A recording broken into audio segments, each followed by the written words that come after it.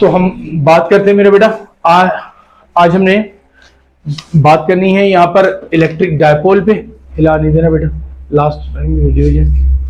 Okay ठीक है, electric dipole पे हम बात करेंगे, लेकिन उससे पहले मैं आपको बता दूं कि मैंने ग्रुप में अपलोड कर दिया है एमडी कैट का पूरा पास्ट पेपर इलेक्ट्रोस्टैटिक्स से रिलेटेड इंक्लूडिंग 2025। ठीक है, तो those who want to solve can solve it, we can discuss. हम जब आगे आएंगे प्रैक्टिस सेशन में तो फिर हम उसको डिस्कस भी करेंगे। ओके, तो हमारे पास ये वाला चैप्टर तकरीबन हम कोशिश करेंगे आज कंप्लीट करें ये वाला पार्ट। ओके, तो मेरे बेटा आज हम स्टार्ट करेंगे इलेक्ट्रिक डायपोल से। ठीक है, तो ये हमारे पास इलेक्ट्रिक डायपोल, जब हम नई फिजिक्स की बुक में आते हैं, ठीक है ना, नई फिजिक्स की बुक में आते हैं तो इलेक्ट्रिक डायपोल का कॉन्सेप्ट हमें मिलता है। Electric dipole, electric dipole, electric dipole. Electric dipole क्या होता है मेरे बेटा? अगर हमारे पास दो चार्जेस हो, ठीक है, इक्वल मैग्नीट्यूड और अपोजिट चार्ज, दो इक्वल एंड अपोजिट चार्ज हो, उसको सर्टेन डिस्टेंस में प्लेस किया जाए, किसी खास डिस्टेंस में रखा जाए, ठीक है, तो मेरे बेटा इस सिस्टम को हम कहते हैं इलेक्ट्रिक डायपोल। क्या कहते हैं? Electric dipole. तो एक सिस्टम जिसमें मेरा बेटा हमारे पास जो है इलेक्ट्रिक दो चार्जेस हैं, इक्वल मैग्नीट्यूड है, अपोजिट इक्वल मैग्नीट्यूड है, अपोजिट चार्जेस हैं और उसको सर्टेन डिस्टेंस पे रखा जाए, तो ऐसे सिस्टम को हम कहते हैं इलेक्ट्रिक डायपोल। अच्छा मेरे बेटा, इलेक्ट्रिक डायपोल में हमारे पास दो अपोजिट चार्ज हो, देखिए मैग्नीट्यूड इक्वल है, अभी इसकी हम बात करेंगे। तो याद रखिएगा इलेक्ट्रिक इंटेंसिटी का कॉन्सेप्ट। इलेक्ट्रिक इंटेंसिटी की जब हम बात कर रहे थे तो वो डायरेक्टली प्रोपोर्शनल होता है मैग्नीट्यूड ऑफ चार्ज से, और इनवर्सली प्रोपोर्शनल होता है मेरे बेटा स्क्वायर ऑफ डिस्टेंस। ठीक है, ये दो चीजों की बात की थी हमने। बाकी जो हमारे पास है परमिटिविटी, वो एक अलग कॉन्सेप्ट में हमने बात की कि जैसे जैसे डाइलेक्ट्रिक मीडियम इंक्रीज होगा तो डाइलेक्ट्रिक मीडियम इंक्रीज होने इंटेंसिटी क्या होता चला जाएगा? डिक्रीज होते चला जाएगा, यानी कि डाइलेक्ट्रिक कांस्टेंट की वैल्यू, ठीक है, जैसे जैसे इंक्रीज होता जाएगा। आज एक एमसीक्यूज मैंने एनईडी वाला भेजा भी था ग्रुप में। ओके, तो मेरे पास मेरे बेटा लेट सपोज हमारे पास एक सवाल आया था, बहुत सारे बच्चे मुझे दोबारा डायग्राम का बोलते हैं, आज यहाँ से मिल जाएगा। बहुत सारे इंटर के बच्चे भूल जाते हैं इस डायग्राम को एक्सप्लेन करना। समझ लें इस डायग्राम को कि उसने हमसे पूछा था इलेक्ट्रिक इंटेंसिटी का पॉइंट, इस पॉइंट पे इलेक्ट्रिक इंटेंसिटी निकालना है, ठीक है, और ये पॉइंट कहां है मेरा बेटा? सेंटर ऑफ चार्ज पे। तो मेरा बेटा अगर ये दोनों के दरमियान, चार्ज के दरमियान में डिस्टेंस डी है, तो जब मैं इससे परपेंडिकुलर डिस्टेंस ड्रॉ करूंगा तो ये क्या हो जाएगा? d/2। यहां से भी क्या हो जाएगा मेरे बेटा? d/2, है ना, सही। और ये वर्टिकल डिस्टेंस जो भी वैल्यू है उसकी वर्टिकल डिस्टेंस की वैल्यू रख दी हमने y, ठीक है, और इस दो चार्जेस की वजह से इस पॉइंट पे इंटेंसिटी निकालना है। तो इंटेंसिटी निकालते वक्त हमारे पास ये नजर आ रहा है वीडियो? ओके ठीक है, तो डायग्राम ऐसा ना ऊपर चला जाए। ओके चलो डन है मेरा बेटा। तो यहां से देखिए, हम जब इलेक्ट्रिक लाइंस की बात करते हैं तो इलेक्ट्रिक लाइंस हमने बात की थी कि हमारे पास पॉजिटिव होता है, इलेक्ट्रिक लाइंस पॉजिटिव चार्ज से इमिट होता है और टर्मिनेट होता है नेगेटिव चार्ज। इमिट का मतलब इमर्ज होता है। तो अभी हम इसमें आज डिटेल में भी बात करेंगे। तो मेरा बेटा अगर मैं इलेक्ट्रिक लाइंस बनाऊं पॉजिटिव चार्ज से, तो मेरा बेटा ये आउटवर्ड होना चाहिए इलेक्ट्रिक फील्ड, ये E+ होगा मेरा बेटा, ठीक है ना। और मेरा बेटा ये जो इलेक्ट्रिक फील्ड इससे होगा दैट इज मेरा बेटा E-, इसकी तरफ होगा डायरेक्शन E-, ठीक है, E+ और E-। ओके, याद रखें इनकी डायरेक्शन। तो इलेक्ट्रिक देखिए, इलेक्ट्रिक लाइंस इसमें कैसे आ रहा? इसकी तरफ आ रहा, और ये पॉजिटिव चार्ज इससे बाहर जा रहा। समझे? आगे मेरे बेटा कोई मसला नहीं है। ओके, अगर हमारे पास देखें यहां पर, क्योंकि हमने सेंटर से ड्रॉ किया था ट्राइंगल, तो याद करें इक्वल पार्ट में डिवाइड हो गया था। अगर हमारे पास ये पॉइंट जहां पर भी है, अगर मैं यहां से मेरा बेटा एंगल लूंगा थीटा, तो याद रखिए ये एंगल है थीटा, तो ये एंगल भी क्या होगा मेरा बेटा? थीटा। समझ गए? तो दोनों एंगल थीटा बन गया मेरे बेटा, सही। अब इंटेंसिटी निकालने जा रहे हैं। Intensity is a vector quantity, और वेक्टर सिंपल ऐड सिर्फ एक ही केस में हो सकते हैं। सिंपल ऐड एक ही केस में हो सकते हैं वेक्टर्स को, जब दोनों की डायरेक्शन कैसी हो मेरा बेटा? सेम हो, ठीक है। तो आप लोग वीडियो देखा करो बेटा, ना लेट आते हो, डिस्टर्ब होते क्लास। ओके, तो हाँ, इंटेंसिटी जो है ना हमारे पास याद रखिए, तो एक डायरेक्शन में करना जरूरी है, तभी हम ऐड कर सकते हैं उनको। तो लेकिन इन दोनों की वेक्टर क्वांटिटी, तो ये इसकी डायरेक्शन मेरा बेटा ऊपर जा रही है, इसकी डायरेक्शन नीचे की तरफ आ रही है, तो मेरा बेटा दोनों को एक डायरेक्शन में लाना पड़ेगा, वरना हम क्या करते थे याद करो वेक्टर में, फिर हम उसको कंपोनेंट फॉर्म में ब्रेक करते थे। एक्स वाले को एक्स की तरफ ले आते थे, वाई वाले को वाई की तरफ, कंपोनेंट में एक्स वाले सारे ऐड कर लेते थे, वाई वाले को एक साथ ऐड कर लेते, देन हम रिजल्टेंट वेक्टर निकाल लेते थे। तो वो टेक्निक हम इस्तेमाल करेंगे, सिंपल सी बात है, क्योंकि दोनों की डायरेक्शन सेम नहीं है, तो इसलिए हमें इसको क्या बनाना पड़ेगा, इसके कंपोनेंट बनाने पड़ेंगे। क्या बनाने पड़ेंगे? अब मेरा बेटा मैं कंपोनेंट बनाऊं तो याद रखो, इसके कंपोनेंट को जब मैं बनाऊंगा एक्स एक्सेस में, तो याद रखो ये यहां पर माइनस एक्स है मेरा बेटा, यहां पर ये माइनस वाई है।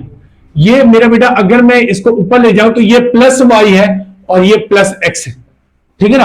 अब देखो इसका जो कंपोनेंट बनेगा यहां पर मेरा बेटा, यहां पर याद रखो इसका कंपोनेंट बनेगा, तो ये हमारे पास क्या होगा, हाँ भाई,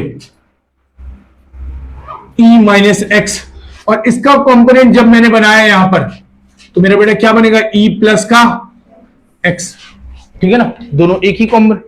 और y कंपोनेंट जब मैं निकालने जाऊंगा तो मेरा बेटा ये देखो, ये यहां पर बनना चाहिए इसका कंपोनेंट, तो नीचे की तरफ बनेगा, सही, e माइनस वाई। और मेरा बेटा मैं इसका y कंपोनेंट बनाने जाऊंगा तो ये ऊपर की तरफ बनेगा e प्लस वाई, है ना, ठीक है, समझ आ रहा है सबको।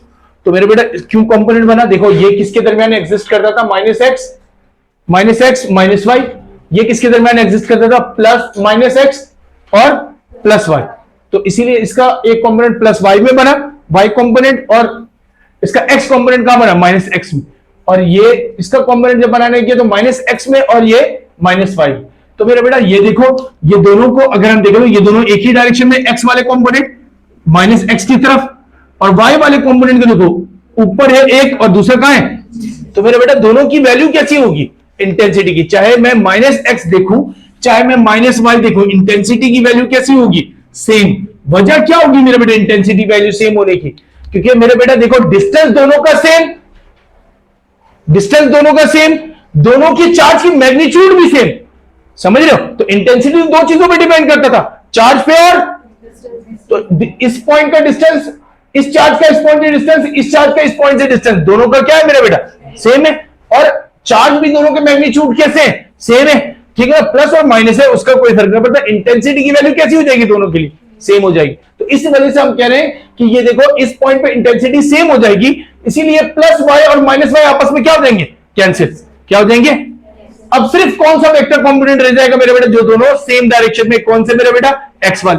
तो टोटल इंटेंसिटी जब मैं इस इलेक्ट्रिक डायपोल सिस्टम में, इस इलेक्ट्रिक डायपोल सिस्टम में टोटल इंटेंसिटी निकालने जाऊंगा तो मेरा बेटा एक होगा E प्लस एक्स और दूसरा होगा मेरा बेटा E माइनस एक्स। बोलो कोई मसला, सही है। y वाले आपस में क्या हो चुके हैं, कैंसिल, मेरे बेटा निकालने की जरूरत नहीं है, वरना तो हमें x भी निकालना पड़ता, y भी निकालना पड़ता, अगर वो कैंसिल नहीं हो, समझ आ गया।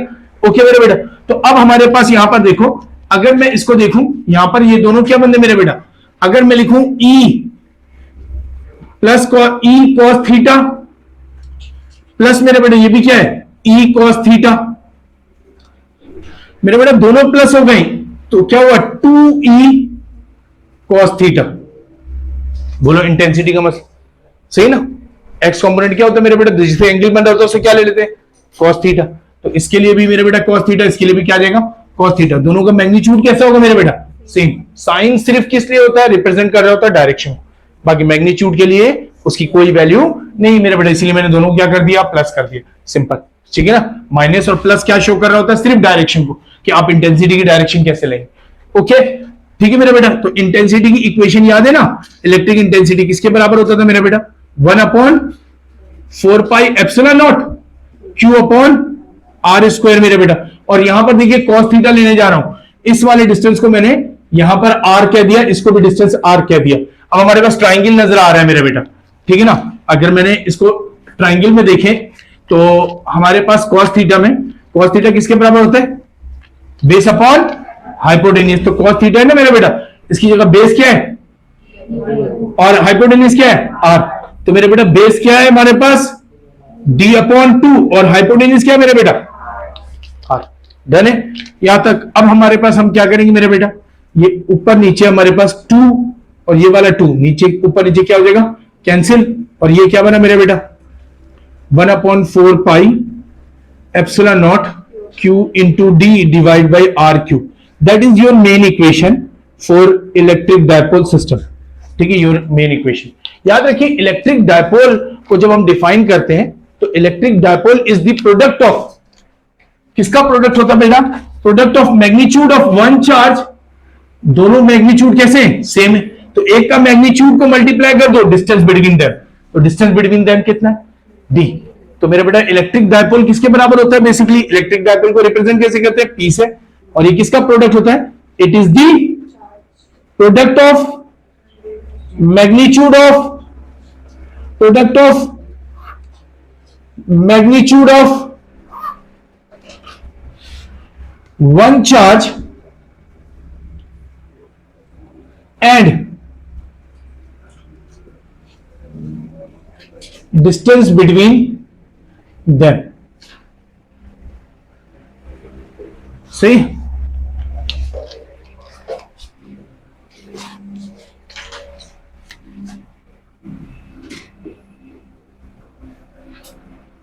ठीक है। अब मेरे बेटा तो मैं इसको लिख सकता हूं, डिस्टेंस बिटवीन देम, दोनों के दरमियान डिस्टेंस कितना, D, मैग्नीट्यूड ऑफ चार्ज कितना मेरे बेटा, Q। सही, तो हमारे पास अगर मैं चाहूं तो इंटेंसिटी को ऐसे लिख सकता हूं ना मेरे बेटा, ये वाली इक्वेशन 1/4 पाई एप्सिलॉन नॉट, हाँ मेरे बेटा, P/R³ है ना। देखिए क्या बना, that Q into D is equal to किसके बराबर, P। सही, दैट्स वाई हम यहां पर लिख सकते हैं मेरे बेटा electric dipole divide by RQ। सही, और ये मेरा बेटा कभी कभार हम आसानी के लिए अगर हमारे पास इस तरीके से इसको मैं K भी लिख दूं, KP/R³, तो मेरा बेटा कोई मसला नहीं। 1/4 पाई एप्सिलॉन नॉट K के बराबर होता है, जिसकी वैल्यू फिक्स है मेरा बेटा 9 एक्सपोनेंट 9। सही मेरा बच्चा, याद रहेगा। तो electric intensity to dipole system में हमारे पास इसके बराबर होता है। अगर हम रिजल्ट्स की बात करें, जो हमने अप्रोक्सीमेट रिजल्ट निकाला था, तो वहां पर हमारे पास मेरा बेटा क्या आता था, नीचे हमने वहां पर YQ को कॉमन निकाला था, तो वहां पर इक्वेशन बनती थी E is equal to K, हाँ भाई, P/YQ। ठीक है, यानी कि तुम आके देखोगे तो ये हमारे पास किसके बराबर होगा मेरा बेटा, 1/4 पाई एप्सिलॉन नॉट। ठीक है ना, ये YQ के बराबर। ठीक है, तो YQ क्यों दिक्कत था, यहां पर हम R की वैल्यू मेरे बेटा पुट करेंगे, R की वैल्यू में से कुछ चीजें कॉमन निकालेंगे, कुछ चीजों को हमने क्या किया था, अप्रोक्सीमेट किया था। तो ये हमारे पास इक्वेशन Y क्या है मेरा बेटा, वर्टिकल डिस्टेंस क्या है, वर्टिकल डिस्टेंस। R क्या है मेरा बेटा, चार्ज से पॉइंट तक का डिस्टेंस, चार्ज से पॉइंट तक का डिस्टेंस। ठीक है, तो ये हमारे पास इलेक्ट्रिक डायपोल का फॉर्मूला होता है मेरे बेटा। बट याद रखो यहां पर चार्ज कैसे हैं, अपोजिट चार्ज कैसे हैं। हमारे बुक में एक और एक एग्जांपल है उसी के साथ ही, अपोजिट चार्ज के लिए तो ये है मेरे बेटा। सेम चार्ज के लिए क्या होगा सर, मेरे बेटा सेम चार्ज के लिए, सेम चार्ज के लिए भी हमारे पास इक्वेशन ड्राइव की हुई। अब सोचो अगर मैं सेम चार्ज के लिए बनाऊं, ये तो अपोजिट चार्ज के लिए इक्वेशन आ गया, सेम चार्ज के लिए डायग्राम बना के देखें, आ जाओ क्या होता है डायग्राम में। ठीक है, सेम चार्ज का मतलब क्या होगा सर, दोनों कैसे होंगे, पॉजिटिव ले लूं, दोनों को पॉजिटिव ले लिया, दोनों सेम चार्ज हो गए, डन है मेरा बेटा। और दोनों के दरमियान डिस्टेंस कितना है मेरा बेटा, D। दोबारा से ओके। अब मेरा बेटा मैं इंटेंसिटी निकालना चाहता हूं इस पॉइंट पे दोबारा से, वो वही है मेरा बेटा, वर्टिकल डिस्टेंस Y है, सेंटर पे आ रहा कितना मेरा बेटा, D/2। ठीक है, D/2। ठीक है, यहां से और यहां से डिस्टेंस कितना होगा, R। मगर मेरे बेटा इंटेंसिटी क्या सर बाहर नहीं जाएगी, यस। क्यों मेरे बेटा, कौन सा charge, positive charge, positive charge में कैसा होगा, आउटवर्ड, है ना। ये भी कौन सा मेरे बेटा, पॉजिटिव, ये भी कैसा होगा, आउटवर्ड। समझ आया मेरा बच्चा। अगर मैं यहां से लाइन लगा दूं, यहां से एंगल ले लिया मैंने थीटा, तो ये भी एंगल कैसा होगा, थीटा। दोनों का डिस्टेंस सेम मेरा बेटा, एंगल भी कैसा रहेगा, सेम।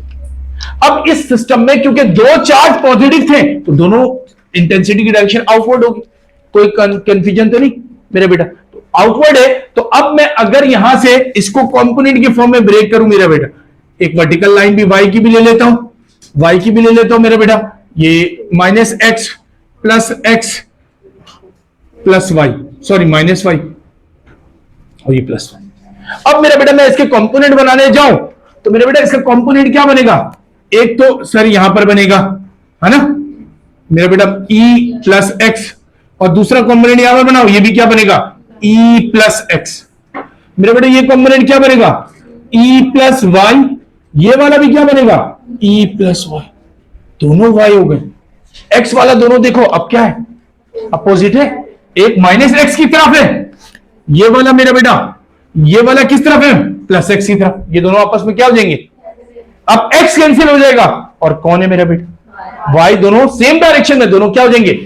तो टोटल इंटेंसिटी कितनी बनेगी दो सेम चार्ज के लिए, हाँ बेटा मैं 2e, अब क्या होगा मेरा बेटा साइन थीटा, कॉस थीटा के बजाय साइन थीटा, समझ आया। यहां पर क्या आया था मेरा बच्चा कॉस, यहां पर क्यों आया साइन, क्योंकि अब y कंपोनेंट ऐड हो रहे, x कंपोनेंट कैंसिल हो रहे, ठीक है। जब दो सेम चार्ज, जब दो अपोजिट चार्ज थे तो फिर x कैंसिल नहीं हो रहा था, y कैंसिल हो रहा था, दैट्स व्हाई हमारे पास मेरे बेटा, अगर मैं यहां से इक्वेशन को सॉल्व कर दूं तो मेरे बेटा बनेगा 1/4 pi epsilon not q upon r square multiply by sine किसके बराबर, परपेंडिकुलर अपॉन हाइपोटेन्यूज, मेरे बेटा दोबारा से नाम रख दिया r, तो परपेंडिकुलर क्या है y, बेस क्या है d अपॉन 2, हाइपोटेन्यूज क्या है r, तो परपेंडिकुलर अपॉन क्या होता है, तो मेरे बेटा परपेंडिकुलर क्या y और हाइपोटेन्यूज क्या r, तो मेरे बेटा 2 1 2 2 2 तो क्या बना हमारे पास 1/2 epsilon not q into y upon r cube, ठीक है ठीक है, that is your intensity equation. समझ रहे हो,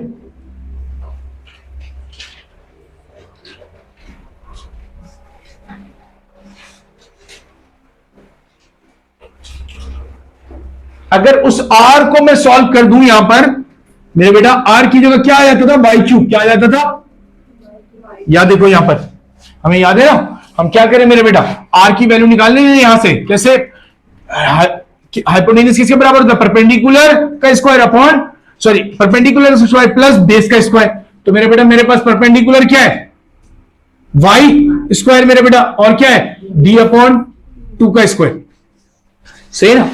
अब यहां से हमने क्या किया था कि हमने कॉमन निकाला था मेरे बेटा y को, तो y को कॉमन निकाला था, तो ये y स्क्वायर को, सॉरी कॉमन निकाला तो y स्क्वायर को कॉमन निकाला तो y बाहर आ गया, तेज करूंगा तो समझ आ जाएगा, y स्क्वायर को कॉमन निकाल लिया, हाँ मेरा बेटा 1 प्लस, हाँ 1 प्लस d अपॉन 2 y का स्क्वायर बन जाएगा, बोलो सही ना, ये स्क्वायर से रूट कैंसिल मेरे बेटा, y बना यहां पर under 1 plus d upon 4y का स्क्वायर, ठीक है। d की वैल्यू y के मुकाबले में क्या होती है, बहुत स्मॉल, तो हम इसको क्या कर देते हैं, d y से बहुत स्मॉल है और प्लस उसका स्क्वायर भी आ रहा, तो इसका मतलब क्या हो जाएगा मेरे बेटा, और छोटी वैल्यू आएगी, ये वाली फैक्टर, ये वाला फैक्टर क्या होगा और छोटा आएगा, तो हम इसको क्या कर देते थे नेग्लेक्ट, तो अगर नेग्लेक्ट कर दोगे तो r ये हमारे पास खत्म मेरा बेटा, क्या बचा 1 का अंडर रूट क्या होता है, तो मेरा बेटा r is equal to y हो गया, तो मेरा बेटा यहां पर कौन सा क्यूब था, यहां पर क्या लिख दिया, समझ आया, ठीक है।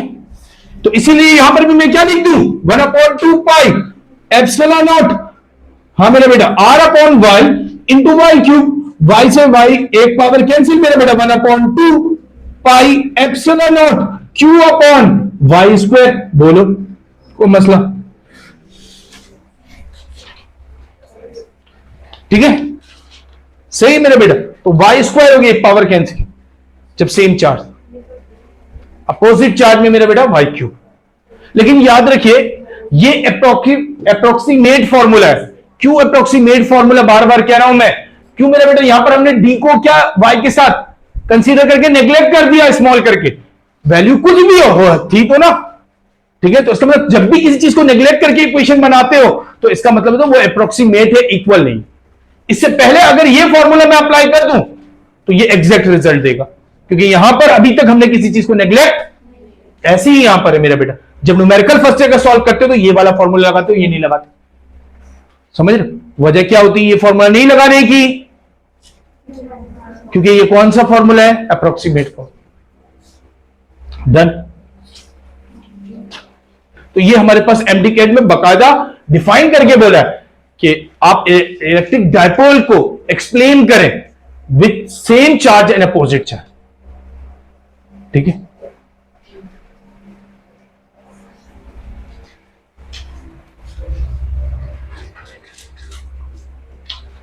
और बेसिकली बुक का पार्ट भी है हमारे। ठीक है, तो ये हमारे पास ड्राइव किया हुआ इक्वेशन जो पेपर में भी आता है, और हमारे पास दूसरा वाला एग्जाम्पल के तौर पे बुक में मौजूद। ठीक है, तो you can see in your book as well. Okay मेरे बेटा,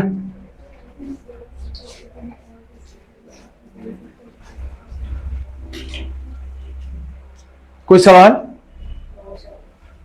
सब समझ आ गया? ये मसला तो नहीं कर रहा किसी को अभी भी कि वाई कैसे आया सर? आपने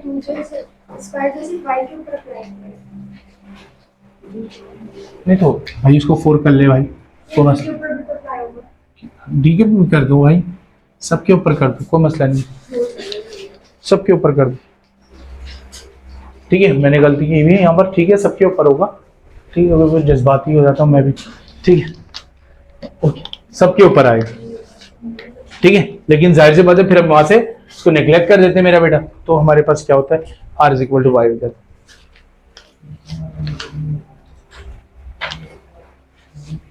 done.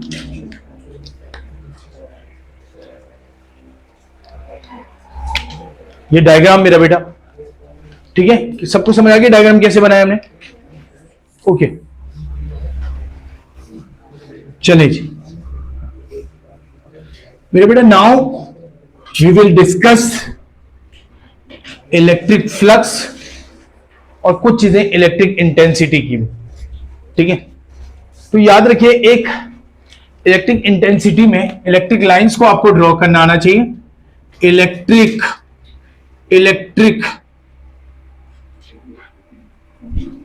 Intensity, electric intensity for infinite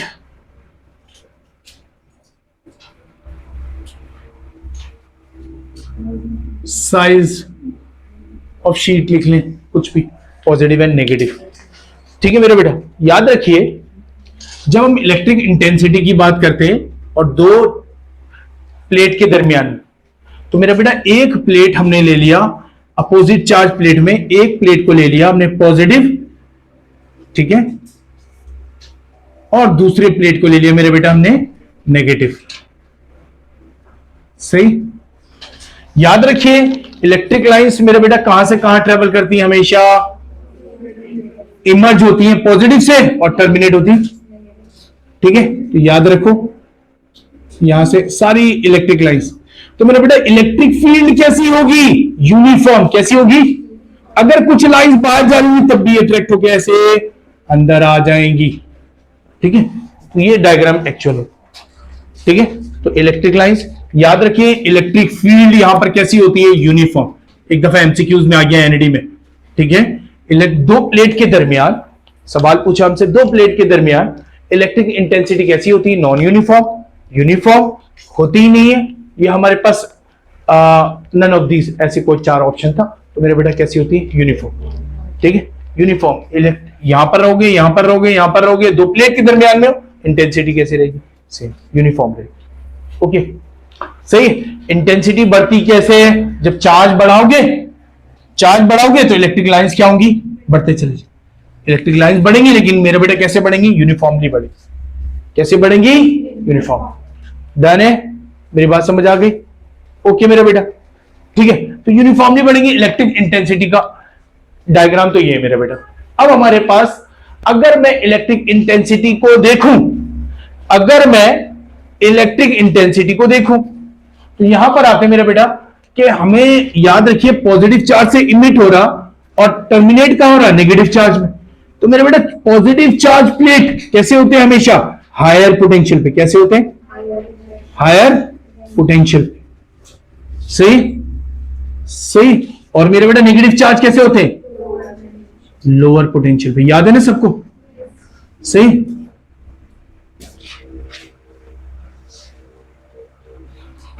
ठीक है, लोअर पोटेंशियल पे सबको याद है मेरा बेटा। तो नेगेटिव चार्ज प्लेट, अगर पेपर में आपसे मैंने डायग्राम बोल दिया मेरा बच्चा कि ये वाला प्लेट है, लेट सपोज 450 वोल्ट पे, और दूसरा प्लेट है मेरा बेटा 420 वोल्ट पे, 240 वोल्ट पे। ठीक है, 540 वोल्ट और 240 वोल्ट। अब आप बनाइए इलेक्ट्रिक इंटेंसिटी की डायरेक्शन कैसी होगी?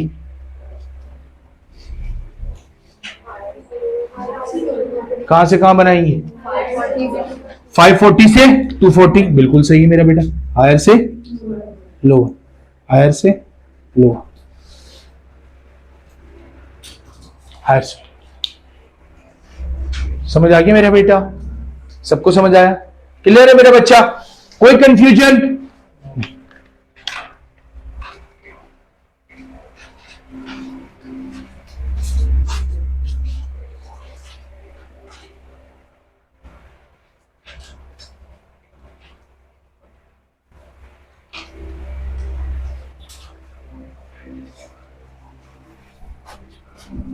आते हैं इलेक्ट्रिक फ्लक्स की बात करेंगे। इलेक्ट्रिक फ्लक्स से हम मेरा बेटा फिर हम आएंगे गॉस में। ठीक है, फिर हम आएंगे इलेक्ट्रिक पोटेंशियल। तो पहले हम आते हैं मेरा बेटा electric flux.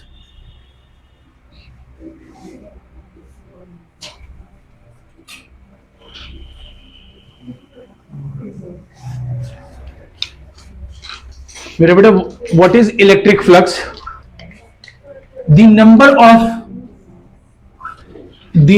Of electric lines passing through a plane, passing through an area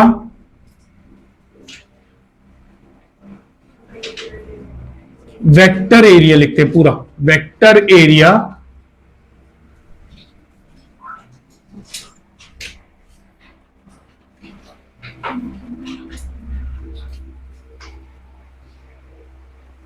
passing through,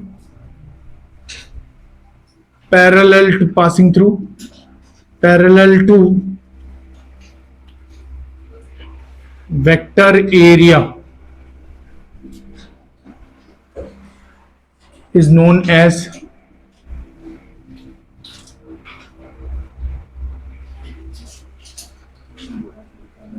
electric flux.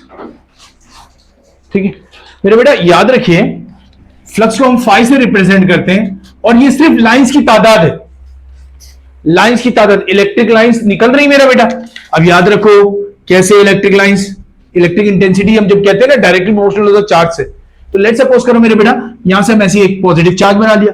अब लेट सपोज करते हैं 1 कूलम चार्ज था इस पे, तो 1 कूलम चार्ज था, इसने 2 लाइन से मिट की अपने अंदर से। चलो 2 बना ले, 2 कूलम चार्ज। ठीक है, उसके बाद हमारे पास कितना बोला? 1 कूलम चार्ज बोला।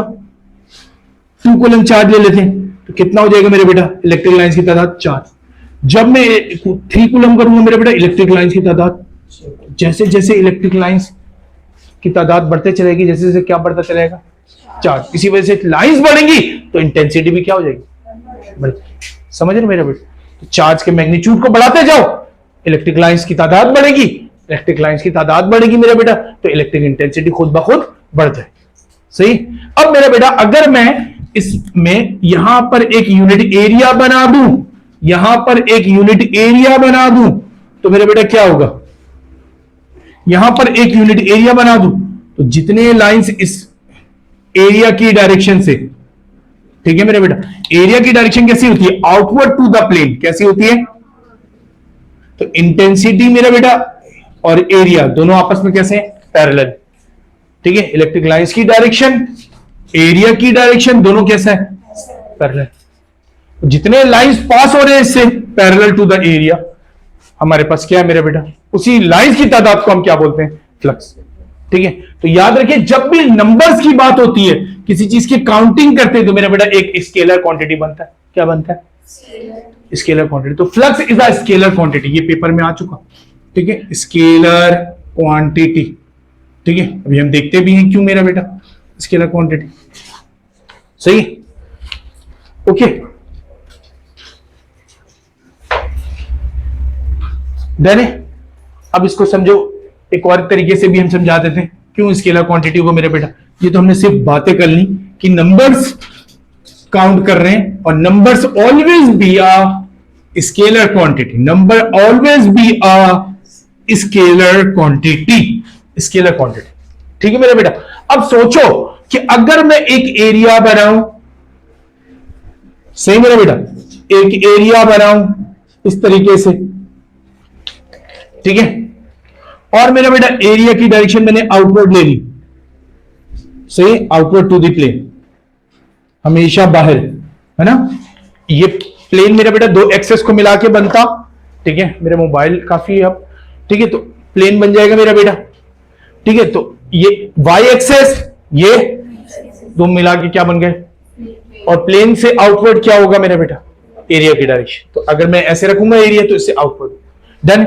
अब मेरा बेटा अगर मैं इंटेंसिटी को ड्रॉ करूं, इलेक्ट्रिक लाइंस को ड्रॉ करूं, तो इलेक्ट्रिक लाइंस मेरा बेटा यहां पर इलेक्ट्रिक लाइंस लेट सपोज कभी ऐसे आ गई, ये एंगल बना रही है कितना मेरा बेटा, थीटा।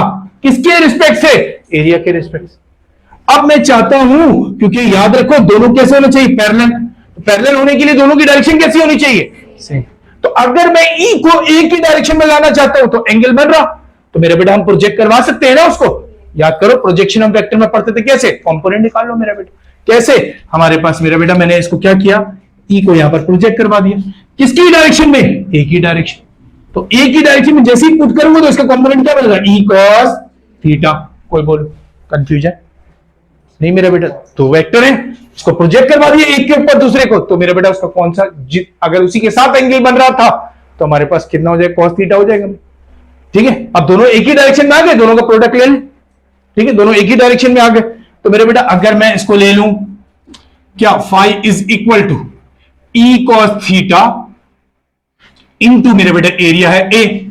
अब जो दो वेक्टर हैं उनके दरमियान क्या आ रहा है मेरा बेटा, कॉस। तो मेरा बेटा कॉस अगर आ रहा है, तो इन दोनों को क्या लिख सकते हैं, डॉट लिख सकते हैं मेरा बेटा, सही। और जब भी दो वेक्टर का डॉट प्रोडक्ट लेते हैं मेरा बेटा, तो आंसर क्या आता है, एक स्केलर आता है। तो इस वजह से भी क्या बन रहा है मेरा बेटा, एक स्केलर क्वांटिटी। समझ आ गई।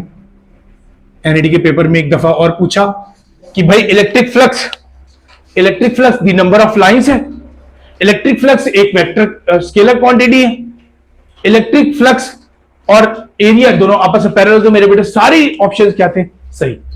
ठीक है, वो पैरेलल भी होते हैं, डॉट प्रोडक्ट भी होता है।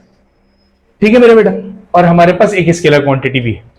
डन है। तो इलेक्ट्रिक फ्लक्स जितने नंबर ऑफ लाइंस यहां से पास होंगे मेरा बेटा किसी एरिया से, ठीक है, पैरेलल टू द एरिया, तो हमारे पास उन लाइंस की तादाद को हम बोलते हैं। ठीक है, अब मेरे बेटा इलेक्ट्रिक फ्लक्स मैक्सिमम, मिनिमम और नेगेटिव देख लेते हैं। ठीक है, मैक्सिमम, मिनिमम और नेगेटिव देख लेते हैं।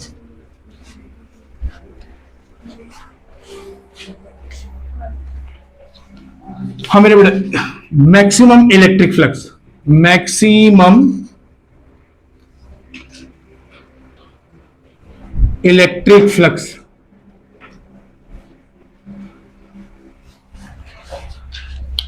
मेरे बेटा मैक्सिमम तब डिसाइड होगा जब कॉस मैक्सिमम होगा, मिनिमम तब डिसाइड होगा जब कॉस मिनिमम होगा, नेगेटिव तब डिसाइड होगा जब कॉस नेगेटिव।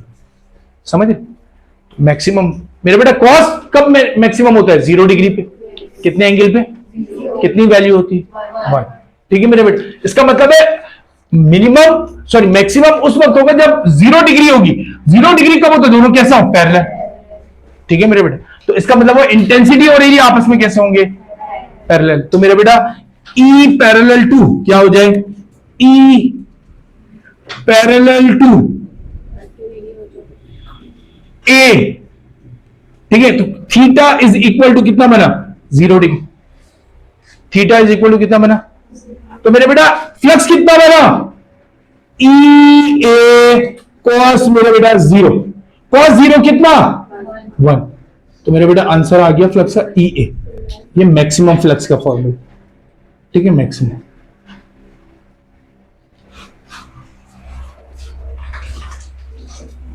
मिनिमम करना है मेरा बेटा, कॉस को मिनिमम कर लेते हैं।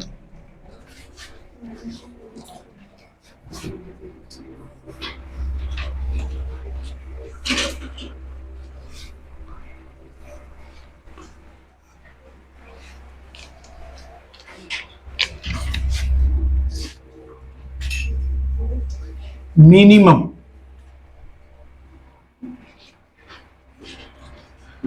Electric flux. अब कॉस को मिनिमम करो, कैसे मेरे बेटा, कॉस कब मिनिमम होगा, जब दो वेक्टर आपस में कैसे परपेंडिकुलर। कौन से दो वेक्टर है यहां पर, एक इंटेंसिटी और एक ए, दोनों आपस में कैसे। अब देखो अगर मैं इसको ड्रॉ करके देखें तो हमारे पास नजर भी आता है मेरा बच्चा। अगर हमारे पास मैं इसको देखूं यहां से एरिया मेरा बेटा, एरिया की डायरेक्शन आउटवर्ड।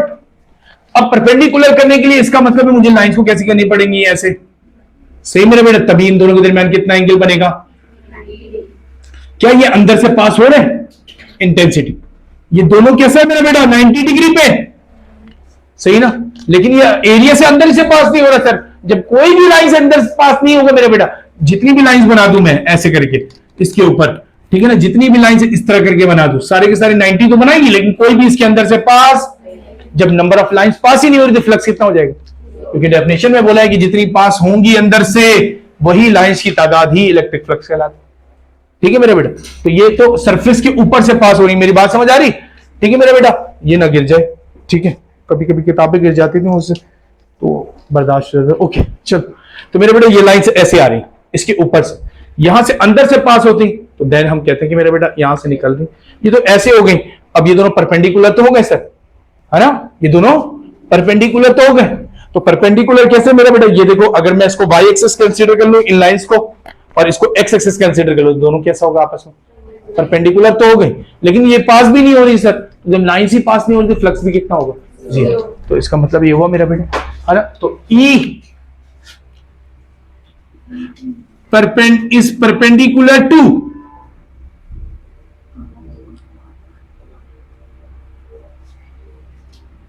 A, सही है। देन मेरा बेटा थीटा इज इक्वल टू कितना बना 90,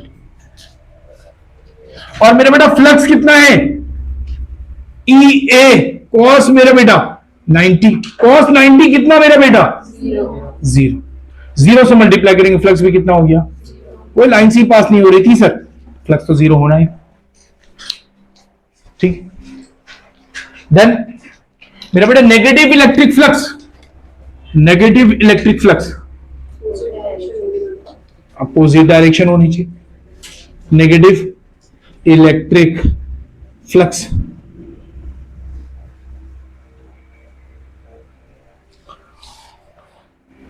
ठीक है। तो वेक्टर एरिया की जो भी डायरेक्शन है मेरा बेटा, वेक्टर एरिया की जो भी डायरेक्शन है, लेट सपोज मेरा बेटा ये आउटवर्ड है एरिया की डायरेक्शन, सही, और इंटेंसिटी इलेक्ट्रिक लाइंस यहां से चल के आ रही, ठीक है। तो दोनों कैसे हो गए मेरा बेटा, अपोजिट हो, सही, वेक्टर एरिया आउटवर्ड, ये अंदर की तरफ से, ठीक। तो E electric intensity is opposite to कैसे मेरे बेटा एरिया ए, सही।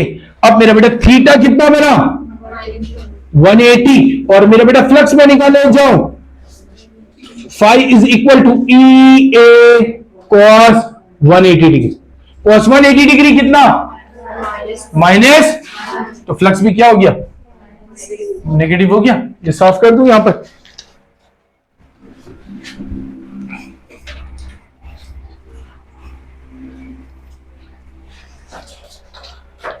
-1 तो फ्लक्स मेरे बेटा ई ए -1 प्लस माइनस माइनस, तो ई ए ये नेगेटिव फ्लक्स।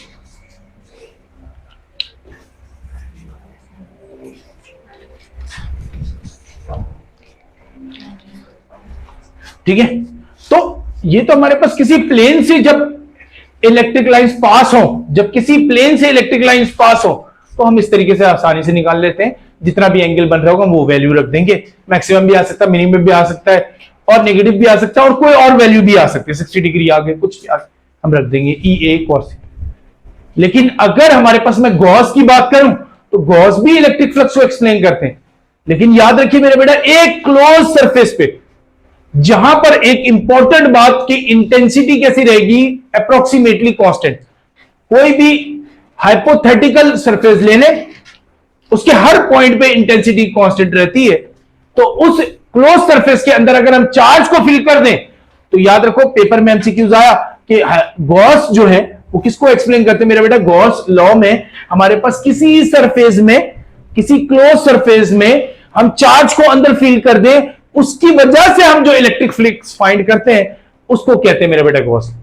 ठीक है, तो उसने पूछा था एनईडी के पेपर में एक दफा कि हमसे कि भाई अगर गॉस लॉ को अप्लाई कर रहे हैं तो कहां पर वैलिड होगा, ओपन सरफेस में? नहीं मेरा बेटा। ओपन सरफेस के अंदर चार्ज रख दें तब? नहीं मेरा बेटा। क्लोज सरफेस हो लेकिन चार्ज बाहर हो, नो चार्ज हो, सॉरी, और मेरा बेटा तीसरा था क्लोज सरफेस हो चार्ज अंदर हो, तो मेरा बेटा number of charge close surface के अंदर। तब हम जब फ्लक्स फाइंड करते हैं तो फिर गॉस लॉ अप्लाई। देन तो आइए गॉस लॉ की बात करते हैं। ठीक है, यहां से स्टार्ट करते हैं मेरा बेटा, सबने कर लिया कॉपी? ओके,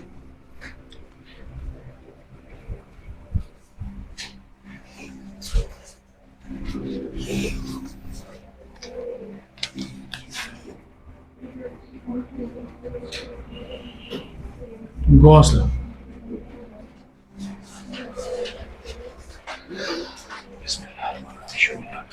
मेरा बेटा गॉस लॉ, हमने कोई भी एक हाइपोथेटिकल सरफेस ले लिया था और इसमें हमने चार्ज को बंद कर दिया, इंक्लोज कर दिया।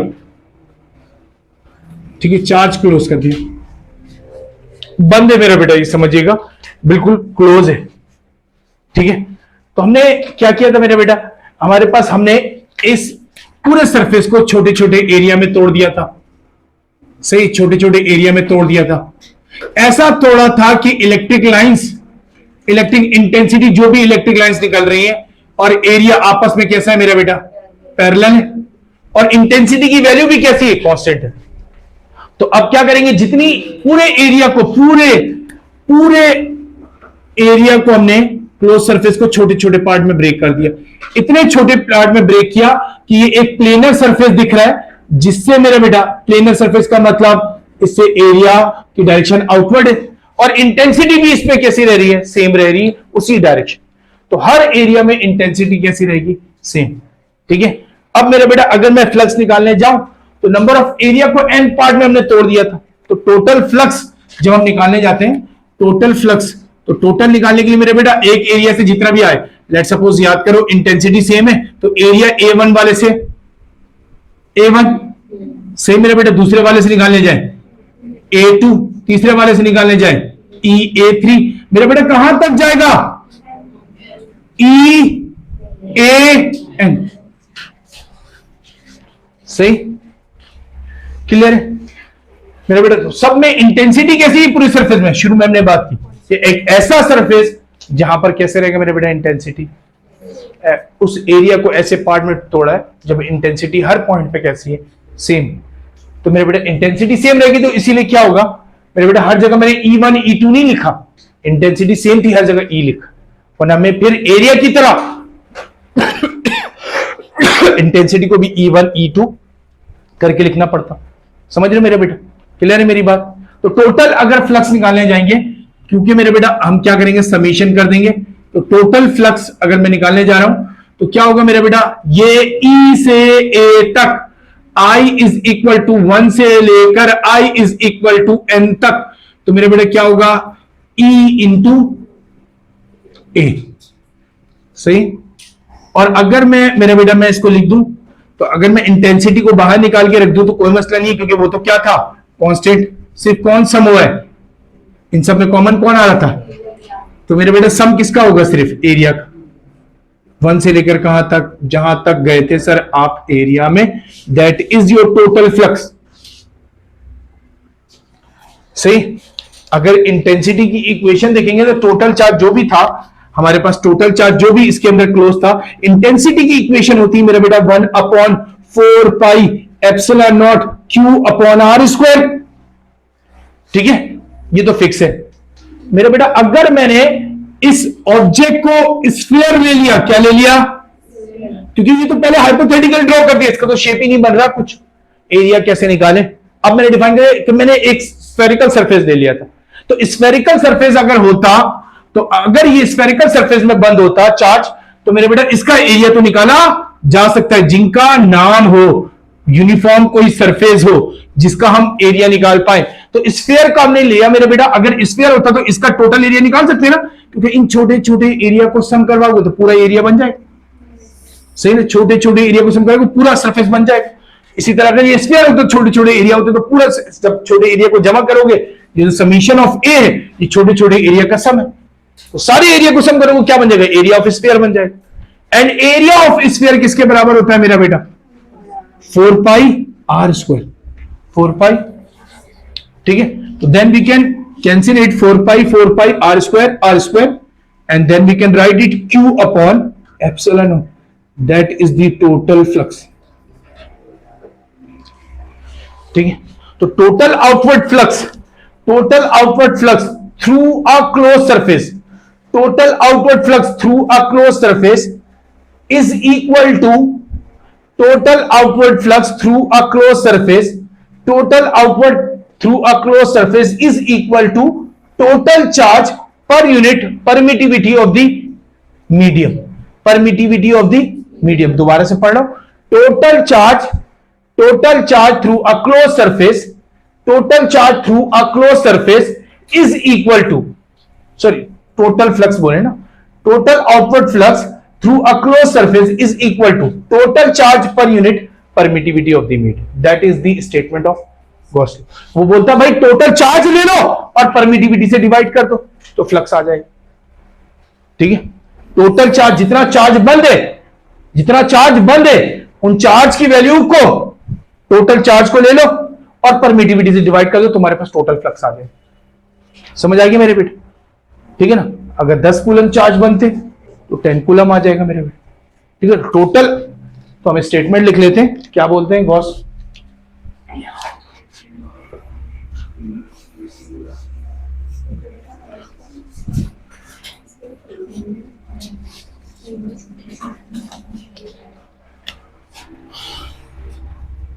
Total outward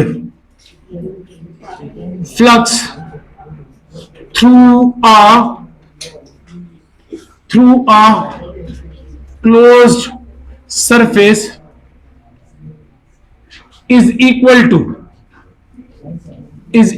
to total charge per unit permittivity of the, क्या है मेरा बेटा, of the medium, permittivity of the medium. अगर एयर है तो उसके लिए वैल्यू तो सबको याद है, कितना होता है,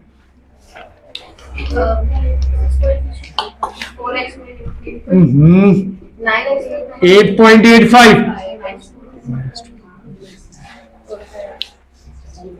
सही,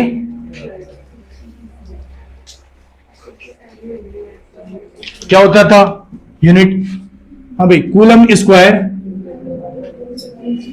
अपॉन न्यूटन मीटर स्क्वायर। ठीक है, तो total output flux is equal to किसके बराबर होता है मेरा बेटा, total charge per unit permittivity of the, total charge per unit permittivity of the. अब मेरा बेटा सोचो कि अगर हमसे सवाल पूछा कि अगर मैं किसी क्लोज सरफेस को देखूं और ये स्फीयर छोटा सा था, एक बड़े स्फीयर के अंदर इसी चार्ज को उठाकर रख दूं, और सुनो क्या बोला मैंने, इन्हीं चार्ज को उठा के एक बड़े बॉल के अंदर बंद कर दूं, तो बताइए क्या फ्लक्स की वैल्यू चेंज हो जाएगी? मेरा बेटा रेडियस को डबल कर दिया, रेडियस अभी r था 2r कर दिया, तो फ्लक्स की वैल्यू चेंज हो जाएगी? जवाब है मेरा बेटा नहीं। क्यों मेरा बेटा? क्या फ्लक्स किसी डिस्टेंस पे डिपेंड कर रहा? नहीं। अगर चार्ज की वैल्यू अंदर सेम फिल की है और मीडियम भी सेम है तो फ्लक्स भी कैसा रहेगा? ना शेप से ना साइज से किसी से डिपेंडेंट, किस पे डिपेंडेंट? चार्ज। ठीक है, तो इट इज इंडिपेंडेंट ऑफ, लिख देता हूं मैं, याद रखना ये बार बार पेपर में आता है, it is independent of, independent of किस किस से इंडिपेंडेंट? साइज, यस, साइज से इंडिपेंडेंट, जितना बड़ा कर दो फ्लक्स सेम रहेगा। शेप से इंडिपेंडेंट, ठीक है, डिपेंड्स ऑन मेरा बेटा, डिपेंड्स ऑन क्या मेरा बेटा? चार्ज, चार्ज एंड मेरा बेटा परमिएबिलिटी, परमिटिविटी, सॉरी,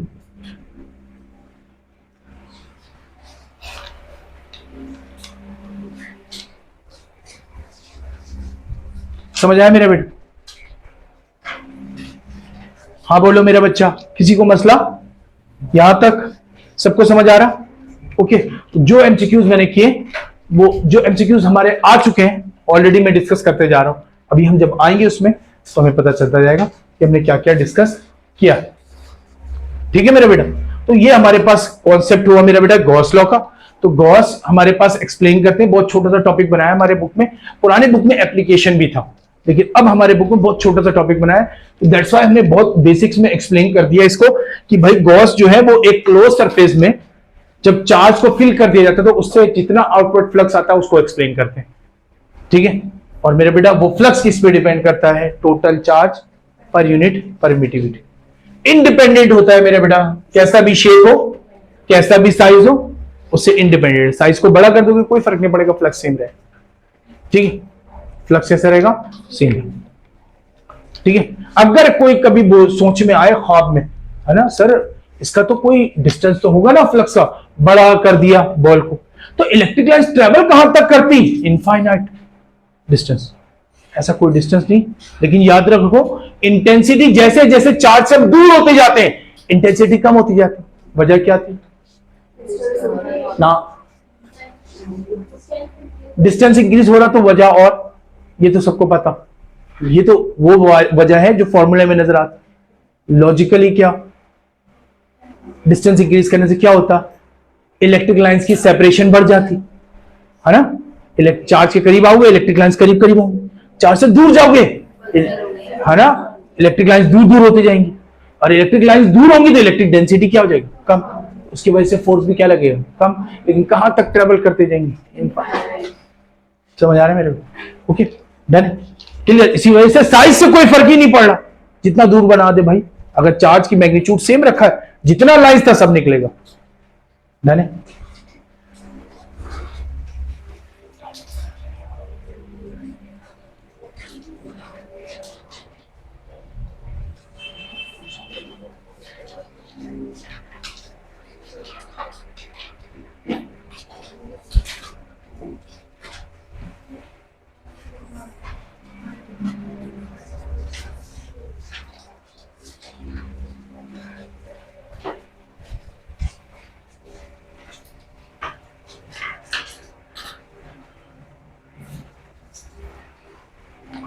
चले आगे एक कॉन्सेप्ट को और डिस्कस करते हैं, इलेक्ट्रिक पोटेंशियल को, then we will try to solve NED past paper. ठीक है, वी हैव ऑलरेडी, है ना, वहां पर रखा हुआ है हमने। ठीक है, तो हमारे पास अभी हम इलेक्ट्रोस्टैटिक में कुछ टॉपिक्स रहते हैं, जैसे एमडी कैट में जो ना इलेक्ट्रोस्टैटिक में कैपेसिटर्स को डिस्कस किया, लेकिन कैपेसिटर में खास तौर पर डिस्कस करना है charging and discharging of capacitor, उसने नाम लेके लिखा है। ठीक है, charging and discharging of capacitor. तो आप लोग कोशिश कीजिए कोर्स आउटलाइन भी पढ़। ठीक है, एनईडी वालों का कोर्स आउटलाइन ज्यादा है, बट एनईडी को अब हमने थोड़ा सा ज्यादा देखना पड़ेगा क्योंकि फर्स्ट ईयर को हम ज्यादा कवर करेंगे। It might be possible at the end of the फरवरी, ठीक है, NED will conduct the first round of it, ठीक है, टेस्ट, ठीक है, at the end of the February, ठीक है, फर्स्ट राउंड कंडक्ट कर लेगी। तो दैट्स वाई पैनिक नहीं हो, ठीक है, घबराने की जरूरत नहीं। इंशाल्लाह we will try to cover first year. Initially मैं चाहूंगा कि पहले फर्स्ट ईयर को कवर करें, ठीक है, एंड मोस्ट इंपॉर्टेंटली जो एनईडी का कोर्स आउटलाइन है पहले हम उसको डिस्कस करें, ठीक है, ताकि एनईडी वाले पहले अटेम्प्ट करें। कोशिश कीजिएगा, जो इतना अगर किसी को फाइनेंशियल इश्यूज नहीं है तो मेडिकल वाले भी अटेम्प्ट करें एनईडी का टेस्ट, ठीक है। अगर किसी को फाइनेंशियल बहुत ज्यादा इशू तो फिर वो अलग बात, कोशिश करें, आप भी अटेम्प्ट करें। बहुत सारी सीट्स होती हैं, आपके पास अपॉर्चुनिटी होगी, एक ओपन अपॉर्चुनिटी। जब मैं एनईडी में गया तो मैंने भी, मेरा बेटा ऐसे किया था कि मैं एनईडी में, तो मुझे पता था मेरा हो जाना है, परसेंटेज मेरी इतनी थी तो मुझे कंफर्म था, लेकिन फिर भी मैंने कराची यूनिवर्सिटी में एक टेस्ट दिया डिपार्टमेंट, एंड देन वहां पर मेरे पास ऑप्शंस था कि हमारे पास, हम ऑप्शंस में खेल रहे थे कि यार ये भी आ जाए तो वो भी आ जाए, चलो हमें जाना तो वही है, लेकिन हमारे पास ऑप्शंस हो। और मैं खासतौर पर, क्योंकि एमडी कैट वाले वो एक ही टेस्ट देने को मिलता है, उनके पास अपॉर्चुनिटी नहीं होती, राउंड 1 राउंड 2 नहीं होता, ठीक है ना। वो एक दिन पैनिक कर दिया तो बस गया। तो बेहतर है कि आपके पास अपॉर्चुनिटी तो आप टेस्ट दें। अगर आपको 1 राउंड 2 राउंड देंगे एनईडी के तो आपको इतनी प्रैक्टिस हो जाएगी, आप जब एमडी कैट में बैठेंगे तो यू आर फीली प्रिपेयर्ड, ठीक है ना। तो कोशिश करें, देन जो भी ओके। बाकी ई कैट वाले तो रेडी रहें भाई, ठीक है, नहीं होगा तो मार्च में मेरा ख्याल है हो जाएगी, ओके। तो हम कोशिश करेंगे, ठीक है। कुछ मैं आपको एक्सप्लेन कर दूं मेरा बेटा, कुछ लाइंस, कुछ चीजें जो हमारे पास है, जो हमारा बुक का ही पार्ट नहीं है, वो एनईडी पूछती है, जो पुराने बुक का पार्ट है। जैसे आप लोग जब से आए हैं 9th में, ठीक है ना, शायद उस टाइम नई बुक आ चुकी थी फिजिक्स की, 9th में आपने सारी नई बुक पढ़ी, ठीक है ना। तो याद रखें, सारी नई बुक पढ़ी मेरा बच्चा। तो उसमें जब आप आते हैं 9th से 10 में भी, तो ऑप्टिकल ज्योमेट्री बहुत ज्यादा डिटेल में नहीं as compare to previous matric, जब आप पुराने वाले बुक को उठाते हैं मैट्रिक वालों। फिर आप फर्स्ट ईयर में आते हैं जब, तो ऑप्टिकल ज्योमेट्री बड़ा डिटेल में, लेकिन वो अब फर्स्ट ईयर में है ही नहीं। इंटरमीडिएट में तो ऑप्टिकल ज्योमेट्री है ही नहीं, जिसमें लेंस और मिरर की बात कर रहा हूं, ठीक है ना। वो अभी आपने अभी याद होगा आपको, फर्स्ट ईयर में नहीं, ठीक है, सेकेंड ईयर में भी नहीं, लेकिन ऑप्टिकल ज्योमेट्री से एनईडी बहुत सवाल पूछते। तो अब वो टॉपिक को हम अलग से कवर करेंगे, इंजीनियरिंग वालों को बैठा के, अगर शौक होगा मेडिकल वाले भी बैठ जाए, ठीक है, लेकिन मैं इंजीनियरिंग वालों को अलग से पढ़ाऊंगा ऑप्टिकल ज्योमेट्री, ठीक है। उससे कुछ सवाल, तो कुछ ऐसे पुराने बुक के टॉपिक है जो हमारे पास एनईडी सवाल पूछती है, वो अलग से मैं इंजीनियरिंग वालों को कवर करवाऊंगा, ताकि आपको उन सवालात में मसला ना हो। और मैं कोशिश करूंगा उन सवालात को, क्योंकि सेकेंड ईयर आप अभी कर रहे हैं तो आपको बहुत सारी चीजें प्रैक्टिस है, फर्स्ट ईयर की चीजें हम ज्यादा कवर कर लें, जो चीजें आउटसाइड जाती है, ताकि आप फर्स्ट राउंड में मैक्सिमम नंबर लें, ठीक है। तो फर्स्ट राउंड में भी आप अच्छा कर सकें, ओके मेरा बेटा। चलो, तो बातें लंबी हो जाएंगी, ठीक है, क्लास शॉर्ट है, ओके, डन है। तो घबराना नहीं है, हो जाएगा, ठीक है, सही, हर साल हो जाता है, ठीक है। तो एनईडी वाले तो खासतौर पर घबराएंगे, मुझे सिर्फ डर होता है मेडिकल वालों को। अब बच्चे अच्छे भी हैं मेडिकल वाले, ठीक है, तो they can do it, but they have to work very hard. मैं आपको पहले बता रहा हूँ, ठीक है, कभी परसेंटेज में नहीं जाना आपने, ये धोखा है, ठीक है। सही, अपने परसेंटेज में टेस्ट है, मैटर करेगा, फुली मैटर करेगा। जिसने टेस्ट में परफॉर्म नहीं किया वो भूल जाए मेरा 88 है, 87 है, 86 है, 84, मैटर नहीं करेगा। अगर आपने परफॉर्म करना है तो टेस्ट में परफॉर्म करना है, then you can get it, otherwise it would be very difficult for you. समझ रहे हो मेरे बेटे? तो याद रखो, आपको बहुत मेहनत करनी है। अगर आप, मैंने आपको एक्सप्लेन किया था पहले भी, बुक पढ़ना लाजमी, ठीक है, बुक पढ़ना लाजमी है। एमडी कैट वालों को खासतौर, अपना कोर्स आउटलाइन पढ़ा है, हमने पढ़ लिया टॉपिक, बुक के एक एक लाइन को हाईलाइट करना जरूरी है, ठीक है। हर बात को, अगर कोई बात नहीं समझ तो मुझसे डिस्कस करना जरूरी है कि इस लाइन का मतलब ही नहीं समझ आ रहा मुझे बुक में, ठीक है। तो आप अगर ये चीजें डिस्कस नहीं करोगे तो आप फंसोगे। पहले बता रहा हूँ, मेडिकल वाले बहुत सिंपल नहीं होता पेपर, ठीक है, बहुत कॉम्प्लेक्स भी नहीं होता, लेकिन सबसे ज्यादा मुश्किल होता बच्चे बेसिक्स ही नहीं रीड करते, सोते जो सर ने पढ़ा है बस वही पढ़ के चले, ठीक है। उसने बहुत बेसिक सी बात पूछ ली, वो वहां पर पैनिक कर जाता। उन चीजों को नहीं, आपने नजर पे रखना है, हर एक एक चीज को, एक एक लाइन को अंडरलाइन करना, अपने नोट्स बनाने, ठीक है, तब जाके तुम कर सकते हो, अदरवाइज इतना आसान नहीं क्रैक करना, ठीक है, सही। तो आप अच्छे से क्रैक कर सकते हो, डिपेंड करता है आप पे, ठीक है। और बहुत, मैं समझता हूँ आसान आता है पेपर, ठीक है। अगर मेरा जैसा बंदा, अगर मैं बैठूं फिजिक्स लेके अचानक, जैसे मैं तो तैयारी करके नहीं किया पेपर में, लेकिन फिजिक्स आया, अब मैंने सॉल्व किया तो 32 सही सॉल्व कर दी 36 में, ठीक है। इसका मतलब मैंने पढ़ा ही नहीं था और मैं उसी टाइम बैठूं, सारे फॉर्मूले भी याद, तो तुम्हें तो पूरा आना चाहिए, तुम्हें पेपर देना। खैर अब तुम बोलोगे सर आपको इतने दिन से पढ़ाते हैं आपको आता होगा, तो आता की बात अलग है, अब तुम्हें आना चाहिए, ठीक है। वो आता की बात है, मैं अगर एक चैप्टर पढ़ा के भूल जाऊं, अगले दिन पढ़ के आऊंगा तब मुझे याद आए, तो मेरा फर्क पड़ता नहीं है, क्योंकि मुझे तो पेपर देना अब नहीं, मैंने जहां जाकर देना था दे दिया, ठीक है। अल्हम्दुलिल्लाह आई गेट, मतलब बहुत अच्छे नंबर मैंने प्यास में लिए, ठीक है, टेस्ट में, एंट्री टेस्ट में बता रहा हूँ, ठीक है। और देन मतलब आप समझे कि सेल्फ मैंने स्टडी करके किया है, तो जब मैं कर सकता हूं तो आप कर सकते हो, मुझसे नकारा बच्चा मैंने देखा ही, ठीक है। मैं सीरियस बताता हूँ, आप लोग मत समझते हो, ठीक है। मेरे कभी स्कूल के टीचर से पूछना मैं कैसा बच्चा था, ठीक है। अब लोग सोचते होंगे, जाहिर बात है मेरे प्रिंसिपल भी मिलते हैं, मुझसे पूछते हैं कि यार ये लड़का जो है ना इंजीनियर बना कैसे, और अब पढ़ाता भी है, खुद तो पढ़ा नहीं, ठीक है, सही, अब पढ़ाता भी है, खुद तो पढ़ा नहीं। खैर तो मैंने 9 तक नहीं पढ़े, बस पढ़ाई मैट्रिक में मैंने स्टार्ट की, लेकिन then once you have decided मेरा बेटा you can do it anything, मैंने हर को बोला you can do it anything, ठीक है। बहुत सारे बच्चों ने किया, मैंने लास्ट ईयर बोला था 62% में बच्चा कर लेगा अगर तू टेस्ट में परफॉर्म कर ले। एनईडी ने बच्चे में, उस बच्ची का मेरा ख्याल है 61 या 62 नंबर था परसेंटेज, उसने ले लिया एनईडी में एडमिशन, आज आईएम में मेरा ख्याल, ठीक है, आईएम में उसने ट्रांसफर भी करा दिया।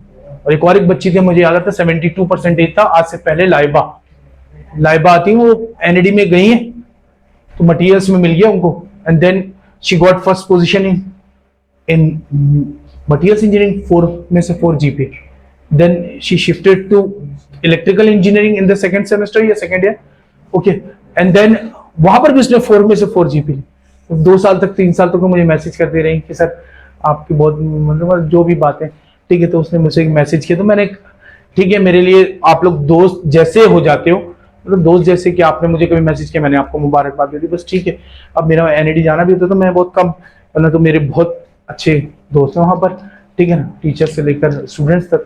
बट याद रखें, तो उस बच्ची ने एक दफा डिसाइड किया, 72% था उस टाइम में, बहुत अच्छे परसेंटेज आए, लेकिन अब जो उस बैजेस में बच्चे हैं वो फर्स्ट नहीं आ सकते उस डिपार्टमेंट में, लेकिन वो बच्ची फर्स्ट आ रही है। इसका मतलब ये है कि उसके अंदर मेरा बेटा एबिलिटी था, थोड़ा टाइम लगा उसको अपने अंदर ढूंढने में, तुम कभी कमजोर हो जाओगे, लेकिन अगर जिस दिन तुमने अपने अंदर अपनी एबिलिटी ढूंढ ली then you can do it, ठीक है, सही।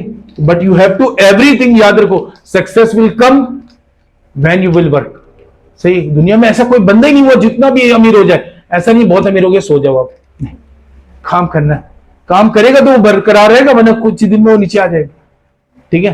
तो ऐसा कोई पॉइंट नहीं आएगा ना, वो कहते हैं बचपन में सर मैट्रिक तक कर लो, ठीक है, मैट्रिक कर लो तो आसान हो जाएगा, इंटर कर लो तो आसान हो जाएगा, एनईडी कर लो तो आसान नहीं होगा, ठीक है। But what you want in life it will happens, कि आप देखेंगे बहुत सारी चीजें जो आपने एक्सपेक्ट नहीं की, मैं भी कर सकता हूं, ऐसा होगा, ओके, ठीक है। तो miracles not come but you have to work on it, ठीक है, खुद ब खुद नहीं होता, ओके। चले, सही है, चलो मेरा बच्चा, तो अभी हम क्या बात कर रहे थे, इलेक्ट्रिक पोटेंशियल की बात करेंगे, ठीक है। बहुत ज्यादा बातें करनी, ये वीडियो में आ जाएगी सारे के सारे, मुझे काटना पड़ेगा, ओके। चलो इलेक्ट्रिक पोटेंशियल,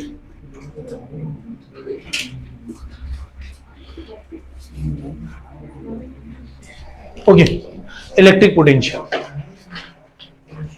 ठीक है मेरे बेटा। इलेक्ट्रिक पोटेंशियल मेरे बेटा, हमने बात की अभी इलेक्ट्रिक लाइंस, एक पॉजिटिव चार्ज ले लिया Q, ठीक है, ये चार्ज है मेरा बच्चा, यहां से हमने इलेक्ट्रिक लाइंस को इमिट करवाया,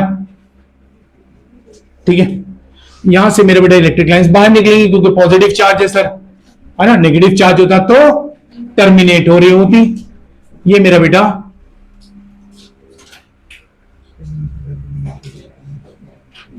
ओके।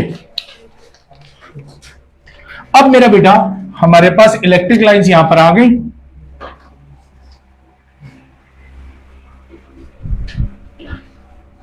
ओके। अब यहां पर इलेक्ट्रिक लाइंस आई,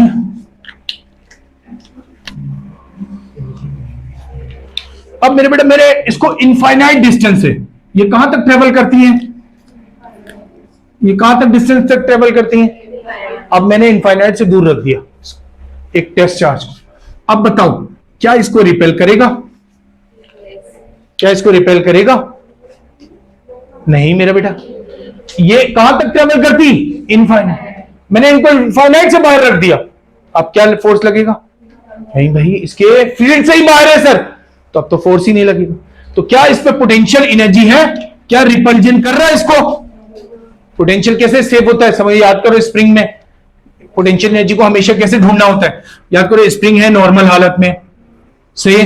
अब मैंने स्प्रिंग को दबा दिया, अब स्प्रिंग कंप्रेस हो गई इस तरीके से मेरा बेटा, स्प्रिंग कंप्रेस हो गई। अब यहां मैं बॉल को पकड़ के रखा, कोई बॉल बंधा हुआ था यहां पर, मैंने दबा के रखा हुआ। अब इसके अंदर पोटेंशियल एनर्जी स्टोर है, जैसे छोड़ूंगा भागेगा, काइनेटिक बन जाएगा। पोटेंशियल क्या बन जाएगा? काइनेटिक। ठीक है, तो अब इसी तरह चार्ज में भी ढूंढना है। क्या ये इसको धक्का दे रहा है? नहीं नहीं मेरा बेटा। इसको तो एक बात याद रखेंगे, ये कौन सा चार्ज होता है? Test charge. Test charge. और टेस्ट चार्ज मेरा बेटा हमने लास्ट क्लास में शायद बात की होगी। टेस्ट चार्ज वो चार्ज होता है जिसकी अपनी इलेक्ट्रिक फील्ड कितनी होती है, ताकि ये दूसरे की फील्ड को डिस्टर्ब, उसके जरिए हम दूसरे की फील्ड को फाइंड कर सकें। वरना तो ये इसके फील्ड को डिस्टर्ब कर देगा, इसकी एक्चुअल वैल्यू कभी भी फाइंड नहीं होगी। डन। अब मेरा बेटा टेस्ट चार्ज है। अब मेरा बेटा सुनो, गौर से समझ आया मेरा बेटा इलेक्ट्रिक पोटेंशियल का कॉन्सेप्ट? तो पोटेंशियल एनर्जी का कॉन्सेप्ट समझ आएगा? प्रेस करके रखो, अब तुम्हें हाथ में फील हो रहा है कि ये भागना चाहता है ना? तुम्हें हाथ में फील हो रहा है स्प्रिंग इसको धक्का दे रहा है, मैं इसको पकड़ के रखा हूं एनर्जी से, जैसे छोड़ूंगा भागेगा, काइनेटिक में कन्वर्ट हो जाएगा। तो इसका मतलब पोटेंशियल एनर्जी स्टोर था, इसीलिए छोड़ा तो भागा। अब मेरा बेटा मैंने इस चार्ज को जब फोर्स लगाकर इस फील्ड के अंदर लाऊंगा, इस चार्ज को इस फील्ड के अंदर लाऊंगा मेरा बेटा, खुद ब खुद तो क्यों नहीं आएगा? रिपेल कर रहा था। फोर्स लगाओगे तभी ला सकते हो, अदरवाइज नहीं ला सकते। इसका मतलब ये हुआ आपने फोर्स लगाया और डिस्प्लेसमेंट भी कवर करवाई इस पॉइंट तक। मेरा बेटा यहां पर इस पॉइंट पर लेट सपोज ए पे लेकर आ गया और मैंने जितना भी डिस्टेंस करवाया इस पॉइंट फील्ड से मैंने ले लिया मेरा बेटा डिस्टेंस आर, फील्ड से डिस्टेंस ले लिया आर। तो मेरा बेटा डिस्टेंस अगर मैंने आर ट्रेवल करवाया किसके जरिए? फोर्स के से। इसका मतलब इसमें क्या किया मैंने? वर्क। है क्या किया? चार्ज पे किसी चीज पे फोर्स लगाओ और डिस्टेंस कवर करवाओ, इसका मतलब उसमें आपने क्या किया? अब मेरा बेटा चार्ज यहां आके खड़ा, यहां चार्ज आके खड़ा, टेस्ट चार्ज। अब बताओ क्या इसमें पोटेंशियल एनर्जी इस वक्त है या नहीं? तुम्हारे हाथ में फील हो रहा होगा या नहीं? पकड़ के लेके आ गया, अब फील हो रहा है या नहीं? धक्के देना चाह रहा है, उसको रिपेल करके वापस भेजना चाहता है, आपके हाथ में आपने पकड़ के रखा हुआ है, जैसे छोड़ के भागेगा। समझ रहे हो? इसका मतलब अब इसके अंदर स्टोर हो गया मेरा बेटा क्या? Potential energy. ये पोटेंशियल एनर्जी खुद ब खुद आई। Energy can neither be created not be destroyed, but it can be change from one form to. आपने जो वर्क किया वही स्टोर हो गया पोटेंशियल एनर्जी की फॉर्म। समझ रहे हो? तो इसके पास एनर्जी कहीं से आई नहीं, आपने जो वर्क किया था अपनी एनर्जी सर्व करके, वो खत्म नहीं हुई आपकी एनर्जी, वो स्टोर हो गया सर पोटेंशियल एनर्जी। छोड़ो के भागेगा, काइनेटिक बन जाएगा। ओके देन समझ आ रही मेरी बात? तो अब पोटेंशियल एनर्जी मेरा बेटा यहां पर स्टोर हो गया, किसी को कंफ्यूजन? कहां से स्टोर हुआ? वर्क के जरिए। वर्क नहीं होता तो मेरा बेटा जाहिर सी बात है वो अंदर भी नहीं आ सकता। सही। तो अब मेरा बेटा अगर मैं इलेक्ट्रिक पोटेंशियल को देखूं तो इलेक्ट्रिक पोटेंशियल, हाँ भाई क्या होता था? इट इज दी, किस पे वर्क किया? तो it is the work done, किस पे वर्क डन? वर्क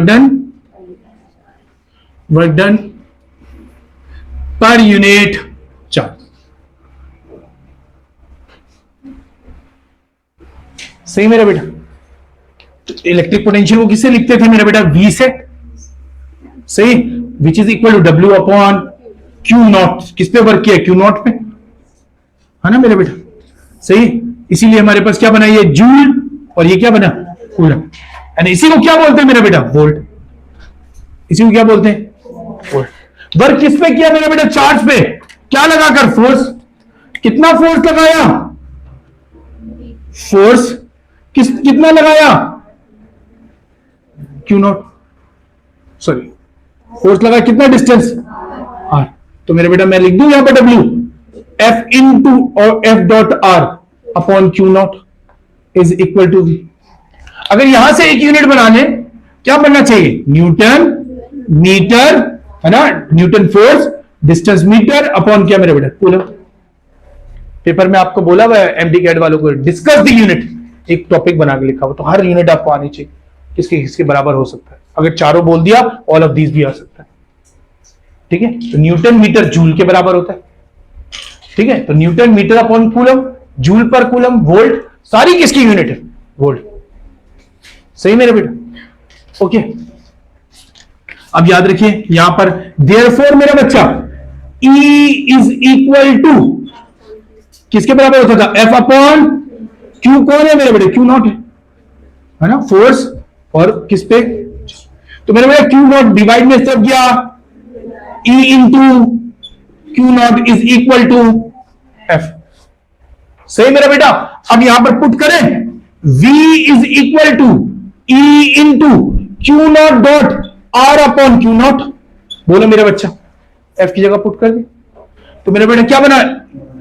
तो इसका मतलब हो V is equal to E dot R, है ना? सही, E डॉट R के बराबर है। दोनों मेरे बेटा वेक्टर है। सही, अगर दोनों वेक्टर तो दोनों की डायरेक्शन भी देख सकते हैं। हाँ मेरे बेटे, इंटेंसिटी कहां निकल रही? बाहर। डिस्टेंस कहां कवर किया? हाँ भाई, चार्ज को कहां लेके गए? बाहर या अंदर? अंदर की तरफ ले गए। तो इसका मतलब दोनों की डायरेक्शन कैसी है? अपोजिट है मेरा बेटा। तो अगर मैं इसको डॉट हटा दूं तो डॉट हटाने से क्या आता है? E R cos theta. और मेरा बेटा E opposite to, E opposite to किसके मेरा बेटा? Opposite R. E opposite to R, तो कॉस मेरा बेटा थीटा कितना बना? 180। और कॉस 180 मेरा बच्चा -1। तो मेरा बेटा V इज इक्वल टू, मैं लिख दूं E इंटू आर मेरे बेटा -1। इसको साफ कर दो, स्प्रिंग कहां से आ गया? ओके चल, ठीक है मेरा बेटा, -ER इंटू V। ठीक है, तो मेरे बेटा इक्वेशन हमसे पूछा गया था कौन कौन सी इक्वेशन आप? ठीक है, या तो मेरा बेटा E डॉट आर होगा या हमारे पास -E इंटू आर। मैं माइनस को उठा के R के साथ दूसरी तरफ भेज दूं तो क्या बना? E is equal to minus delta V upon delta R लिख दिया मैंने। ये मेरा बेटा कोई मसला? बोलो। यहां पर पोटेंशियल था लेट सपोज V1, यहां पर पोटेंशियल आ गया V2, तो कितना चेंज इन पोटेंशियल आ गया? डेल्टा। और ये डिस्प्लेसमेंट कितना कवर करवा दिया? Delta R। तो delta V upon delta R मेरा बेटा, that is called delta V upon delta R। जैसे जैसे गौर से देखो, जैसे जैसे डिस्टेंस बढ़ाते जा रहे पोटेंशियल बढ़ता जा रहा। हाँ बढ़ रहा है या नहीं? हाँ बढ़ेगा। स्प्रिंग वाला सोचो, दबाते जा रहा हूं, करीब लेते जा रहा हूं। ठीक है, तो जितना चार्ज के करीब लाओगे इतना जोर से धकेलना। तो इसका मतलब है जैसे डिस्टेंस बढ़ाओगे पोटेंशियल भी क्या होता जा रहा है? बढ़ता जा रहा है। सही मेरे बेटा? तो इसका मतलब ये हुआ, लेकिन क्या मेरा बेटा दोनों आपस में कैसे हैं? अपोजिट है, इंटेंसिटी और आर। तो इसीलिए हमारे पास क्या होता है? इसको क्या कहते हैं? Potential gradient. चेंज होना पोटेंशियल का विथ रिस्पेक्ट टू आर। क्या बोल रहा हूं? चेंज होना पोटेंशियल का with respect to R, that is called potential. तो याद रखो, delta V upon delta R is called potential gradient. क्या बोलते हैं? Potential gradient. तो समझ आया व्हाट इज पोटेंशियल ग्रेडियंट? क्या मेरे बेटा कैसे डिफाइन करेंगे potential gradient? Change in potential with respect to distance is known as potential gradient, है ना? समझ रहे मेरे बेटा? डिस्टेंस चेंज कर रहे हैं, पोटेंशियल भी क्या होता जा रहा है? Change.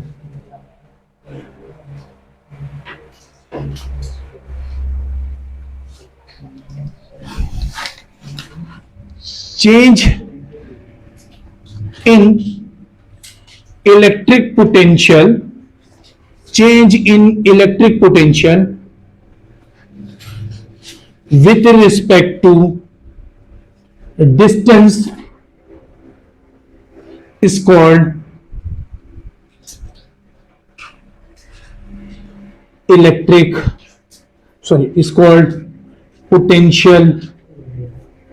potential gradient.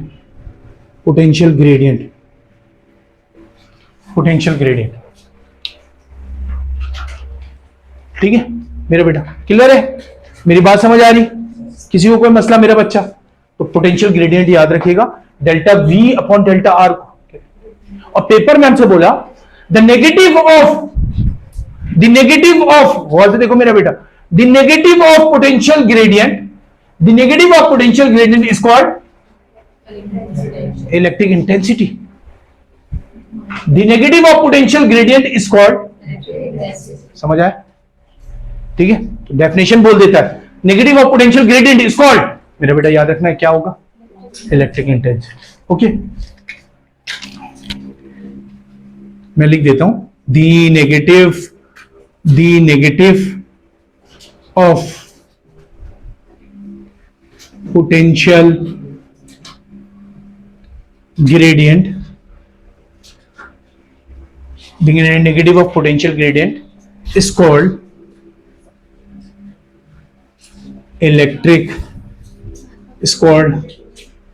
electric intensity। हाँ मेरा बेटा बोलो, मसला समझ आया? डन है? और हमसे अगर पोटेंशियल ग्रेडियंट की यूनिट पूछा मेरा बेटा, बताओ delta we upon delta R है, क्या होगा मेरा बेटा? वोल्ट पर पूछा गया था 2000 मेरा ख्याल है 24 में आया था ये एमडी कैट वाले में, एनईडी का नहीं पता, एमडी कैट में वोल्ट पर मीटर। अगर मुझे मैं भूल रहा हूं या इंटर के टेस्ट में, इंटर के पेपर में आया था या एमडी कैट के पेपर में आया था, पोटेंशियल ग्रेडियंट की यूनिट बताई, तो ज्यादातर ने पोटेंशियल ग्रेडियंट ही नहीं समझ आ रहा था। ठीक है, तो वोल्ट पर मीटर मेरा बेटा, ठीक है, वोल्ट पर मीटर।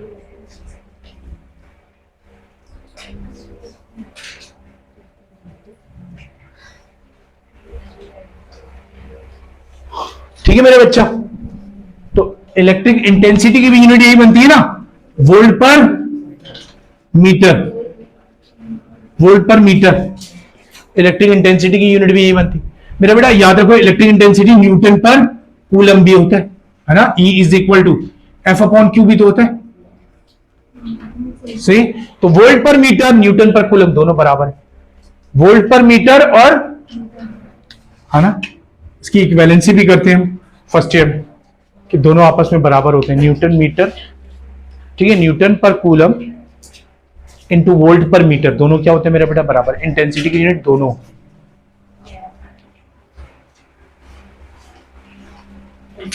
क्लियर है मेरा बेटा? कोई कंफ्यूजन यहां तक समझ आ गई सारी बात? सही।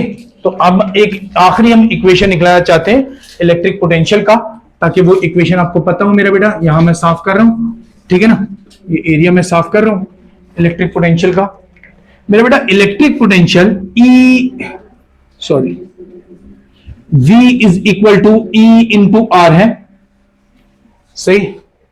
अब मेरा बेटा मैं यहां से लिखूं E की वैल्यू, E क्या था मेरा बेटा? 1/4 pi epsilon not Q upon R square, ठीक है मेरा बेटा। ये इंटेंसिटी आ गया, मल्टीप्लाई बाय मेरा बेटा R आ गया, R से एक पावर, तो मेरा बेटा क्या बना? 1/4 pi Q upon R, that is the potential. अब कंफ्यूज नहीं करना कभी पेपर में, पेपर में याद रखो जब पोटेंशियल बोलेगा तो potential is electric intensity is inversely proportional to R square, electric potential is inversely proportional to R. ये एनईडी के पेपर में आ गया ये सवाल। इलेक्ट्रिक बच्चा कंफ्यूज होता है कि इलेक्ट्रिक पोटेंशियल बोलेगा वो आर स्क्वायर लिख देगा, स्क्वायर ऑफ द डिस्टेंस, लेकिन स्क्वायर नहीं होता मेरा बेटा, आर से एक पावर कैंसिल हो चुका है, समझो। E की वैल्यू रखी, क्या था मेरे बेटा? 1/4 pi Q upon R square multiply by R, ये वाला R इसकी जगह रखी, R से एक पावर, तो मेरे बेटा 1/4 पाई Q अपॉन R, ठीक है। याद रखिए इनवर्सली प्रोपोर्शनल होता है पोटेंशियल किसके? R के, ठीक है। लेकिन intensity square of the distance होता है, ये स्क्वायर ऑफ द डिस्टेंस नहीं होता, ठीक है। सोच के लिखेगा, सोच के देखेगा, एमसीक्यूज आराम से, जज्बाती नहीं होंगे पेपर में। देखा आर स्क्वायर कर दिया, स्क्वायर नहीं, देख लो इलेक्ट्रिक इंटेंसिटी बोला या इलेक्ट्रिक पोटेंशियल। क्लियर है मेरे बच्चे? ओके, ये एनईडी के टेस्ट में आ चुका, ठीक है ऑलरेडी। ये पूछा है कि भाई इनवर्सली प्रोपोर्शनल होता है किसके? स्क्वायर ऑफ द डिस्टेंस के, डायरेक्टली प्रोपोर्शनल होता है स्क्वायर ऑफ द डिस्टेंस के, या इनवर्सली प्रोपोर्शनल होता है, इनवर्सली प्रोपोर्शनल होता है डिस्टेंस से, ठीक है, या नन ऑफ दिस होता है। तो मेरे बेटा इनवर्सली प्रोपोर्शनल होता है distance, electric potential. Okay, clear मेरा बेटा? तो दो टर्म्स याद रखें यहां पर, इसको भी याद रखिएगा, Q से डायरेक्टली प्रोपोर्शनल होता है और R से इनवर्सली प्रोपोर्शनल होता है, R स्क्वायर से। वहां पर क्या था मेरा बेटा, है ना, E Q से डायरेक्टली प्रोपोर्शनल होता है और इनवर्सली प्रोपोर्शनल स्क्वायर R से। क्लियर है? ये सारे कॉन्सेप्ट को मैंने इसके अंदर डिस्कस कर लिया मेरा बेटा। अभी इसके अंदर हमारे पास इलेक्ट्रोस्टैटिक के अंदर अब हमारे पास जो है कैपेसिटर का टॉपिक रह गया। We will discuss it in the next class, ठीक है। अगर आप देखना चाहें charging and discharging of capacitor, तो मैंने इंटरमीडिएट को पढ़ा है, यूट्यूब में भी अवेलेबल, ठीक है। तो चार्जिंग ऑफ कैपेसिटर मैंने अपलोड किया हुआ ऑलरेडी, आप चाहो तो जिस टाइम भी फारिग वक्त मिले कभी देख लें। ओके, तो मेरे बेटा मिलते हैं नेक्स्ट क्लास में। अल्लाह हाफिज।